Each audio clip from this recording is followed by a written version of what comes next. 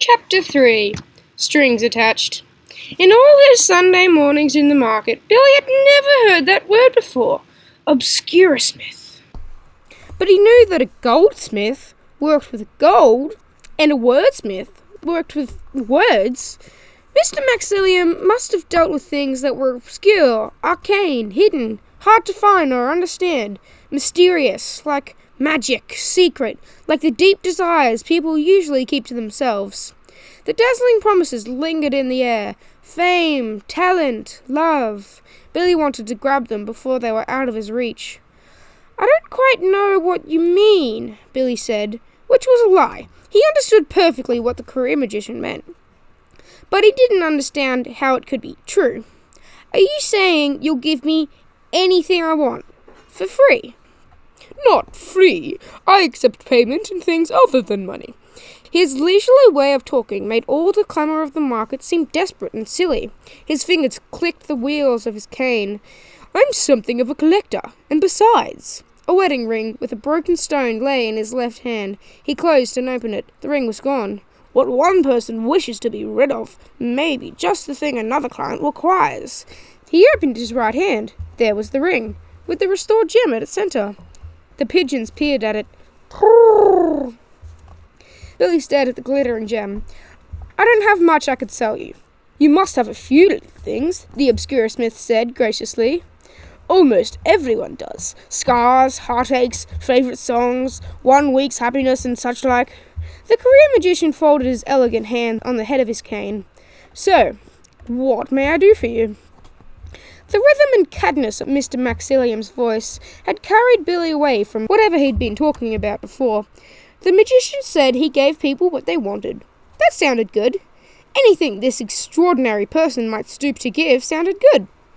Would it make a difference to turn the Pike's brown pennies and silver shillings into solid gold pounds, or to strike the nail factory with lightning? Probably not. The trouble was deeper than that. Older, lodged in the core of Billy for so long that he'd grown around it, like a tree around a nail. "Can you do something about my parents?" Billy whispered. Said the pigeons. Their master sat still, listening. It was so rare and wonderful to have anyone's attention so completely that Billy's heart glowed with gratitude, and everything inside it came spilling out. These days, the only time Mama and Da even talk to me is when they're telling me what to do, and the only time they listen is never. They expect me to do everything they say, with the cooking and the cleaning and the babies, and the money now too. I even have to take initiative, and guess what they want me to do? Anytime I do the wrong thing, I'm old enough to know better, and anytime I try to speak up for myself, I'm too young to understand. I might as well be nothing but a pair of hands. "Oh, but you're more than that," Magnus Maxillium said gently. "I think," Billy said, "that they would be happiest if I was just a pair of hands. No thoughts, no feelings, and definitely no voice. I do everything I'm told, and it still isn't enough to please them. I know they need me, but I don't think they care about me." "What a predicament!" The career magician put his gloved hand over his mouth, looking thoughtful. "Well, I could be worse off," Billy said, with a touch of guilt. "I'd rather be stuck in the nail factory with Da than down a coal mine or something." "Of course. Only if they want to put me to work like a grown-up, I think I should be allowed to have a choice and opinion like a grown-up. There must be lots of jobs in shops and things, or farms or gardens, because I've always liked parks, and... Are you all right, Max Maxillium?" "I'm fine, thank you," said the Obscurasmith at the end of a volley of peculiar shallow coughs. He gave Billy a broad, brilliant grin. "How fortunate that you've come to me." He leaned back in his chair, idly twisting the segments of his cane this way and that. "I can think of a few things that might solve your problem. If I grew you up a bit, you'd be your own man by tomorrow. All I'd ask is you allowed me to keep the 5 or 6 years I'd be cutting away." Billy drew back. 5 or 6 years of my life? Would I die sooner then? It seemed a bit drastic. "Just the awkward adolescent years. Most people find them to be difficult."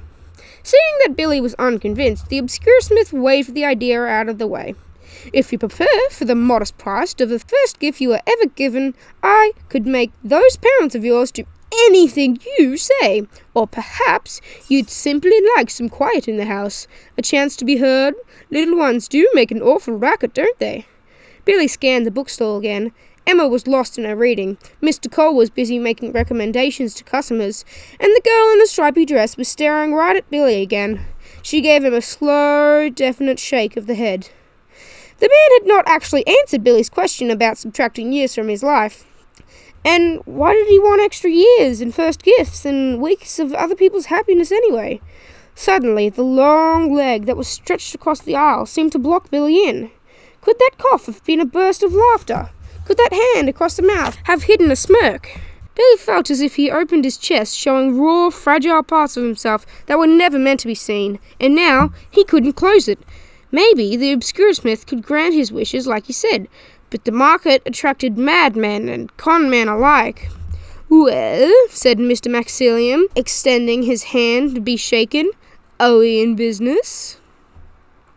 Inside Billy, hope wrestled with suspicion. It would have been nice to believe that the career magician wanted to be kind, but in Paddy's market, everyone was out for their own gain. Even Mr. Cole's free books were designed to keep customers coming back. Still, if those 5 or 6 years of Billy's life were going to be wasted in the nail factory, it might be worth giving them up. But if his plan to find work on his own failed, a sudden uproar in the laneway made both Billy and Mr. Maxillium turn to see what had caused it. A young pig was running loose. A rope lay slack at the post where the other pigs were tied. People shouted at the pig seller. The pig seller yelled in dismay. The piglet squealed as hands reached to grab it. It ran between the people, tripping so over, and the girl at Cole's bookstore buried her blue wool under her hands in her lap. She widened her eyes at Billy. He had no idea what she meant by that, but when he looked again at the white-gloved hand before him, the impulse to shake it had gone. "Can I think about it?" "What?" Mr. Maxillium turned sharply back to face him, and for a moment his expression was as disgusted as if he was peering down from the top of the deep well where Billy was the slime at the bottom. But the friendliness returned in an instant. "I beg your pardon," he said in a voice almost smooth as it had been a moment ago.